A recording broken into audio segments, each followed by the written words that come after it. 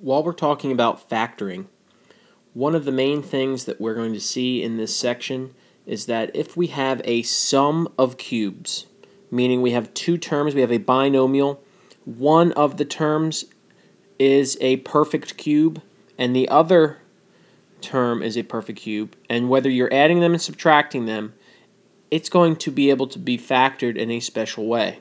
So if you have something, and let me write an example down below. For example, x cubed is x times x times x, so this would be a perfect cube. And another example, let's say if we had plus 8, or perhaps we had x cubed minus 8.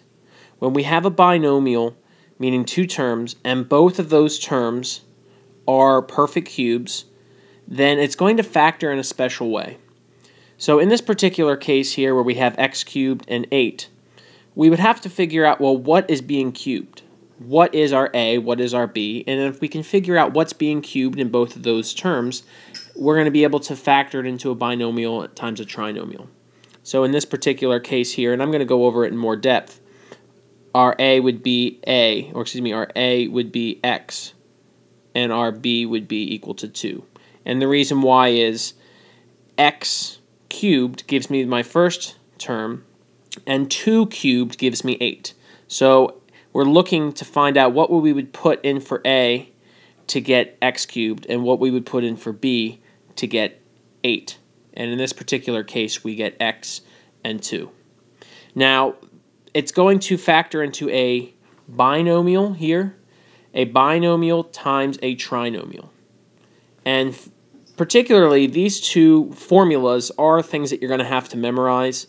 However, it's going to require little memorization because both formulas, whether you're adding or subtracting these two perfect cubes, they're going to have the same relationship. They're going to have the same respective letters. You're going to have a binomial with your a and your b, and then a trinomial a squared, ab, b squared. It's the same. The formation of the letters is exactly the same. The only difference here is the signs that go in between these letters. So the acronym down here, SOAP, is going to help us remember what particular signs go in.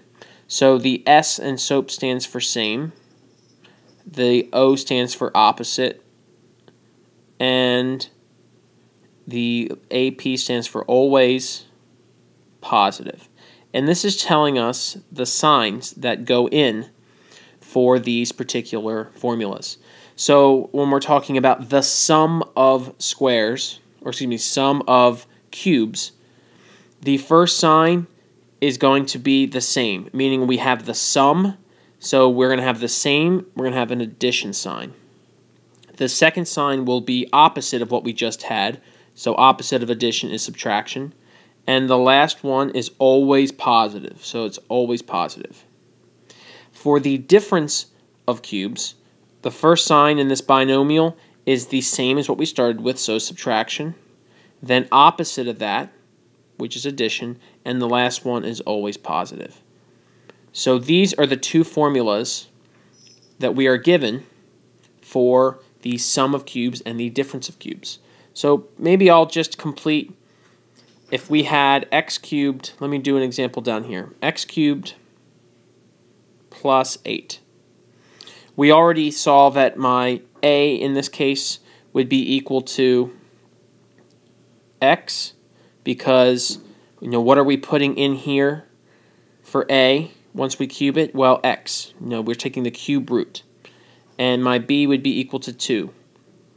And now we know that x cubed plus 8 is going to factor into a binomial, a plus b, or ab, a squared, ab, b squared. And that's going to be the same regardless if you have the sum of cubes or the difference of cubes.